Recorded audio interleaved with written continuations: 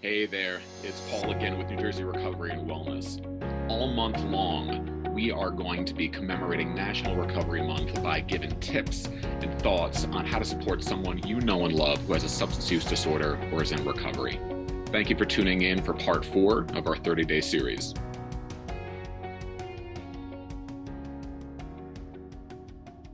Tip number 4, learn about addiction.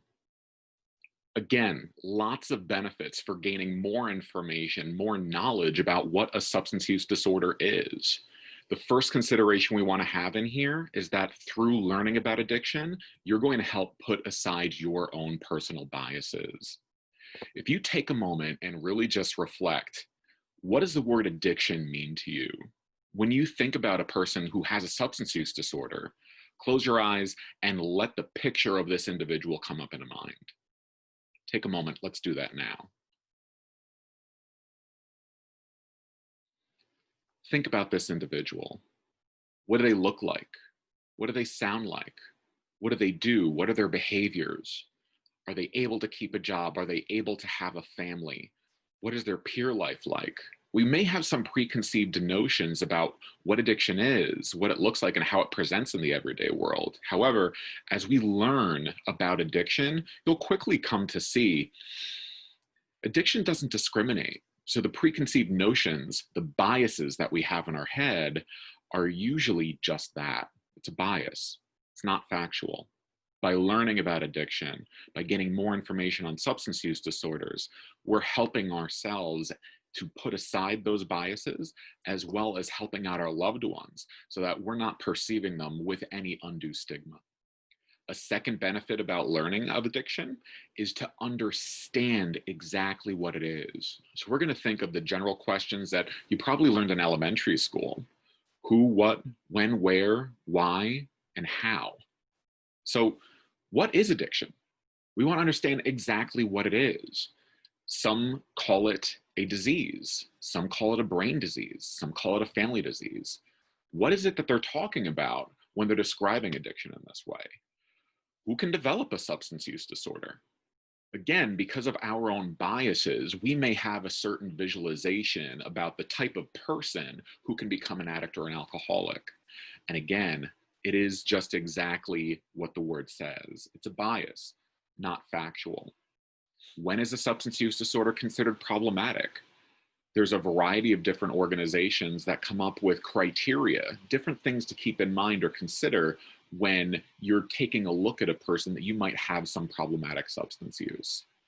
In the United States, our body that kind of gives these criteria is the American Psychiatric Association through the Diagnostic and Statistical Manual for Mental Disorders.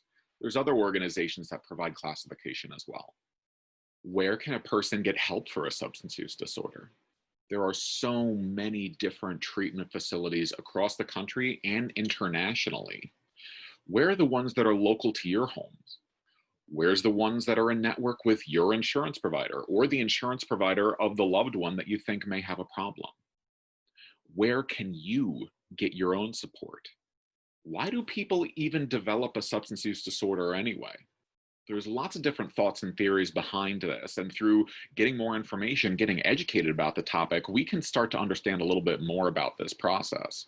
Something that you're probably going to come across more often than not is something called the biopsychosocial model of addiction. So for some folks, there may be biological implications, and this has to do with genetics, hereditary nature. So if a person has addiction in their family, a person may be predisposed to developing a substance use disorder themselves. That's biological. Then there's psychological, individual factors, personality traits, individual psychological factors. If a person may have depression, may have anxiety, other mental health conditions, there may be risk factors associated to developing a substance use disorder. And of course, if a person has a trauma history, that's going to be a significant influence as well. The third component there are sociological factors. What is the social environment in which the person was raised? There's going to be some general demographics that come into play here. Is the person in a rural environment, or or is the person in an urban environment? Is the person living with someone that has a substance use disorder, or are they not? Within peer groups, is substance use a norm, or is it more on the outskirts, not really approved within that social environment? So lots of different social based factors are going to come into play here. And how is it treated? Again, when taking a look at where a person can receive treatment for substance use disorders, you're probably going to be reading a whole bunch on different treatment methods that are provided throughout the process.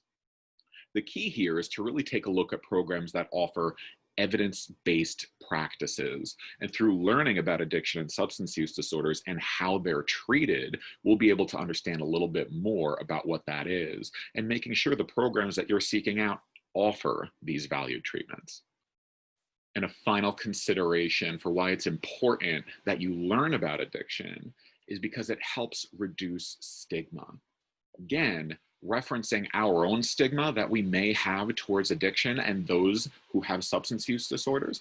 But then through our own learning, we can help further educate people in our own environment, our family members, our friends, coworkers, family members, friends, and coworkers of the individual in our lives that has a substance use disorder. By continuing to disseminate this education and impart this information, we can help reduce stigma for ourselves as well as for other people. Because something that we're going to be talking about later on in this series is that stigma is a significant barrier for individuals who have substance use disorders to enter into the treatment process and seek out their own recovery. For links that provide free educational material for how you can learn about addiction, please check out these particular organizations. Their details and their websites are going to be in the comments below.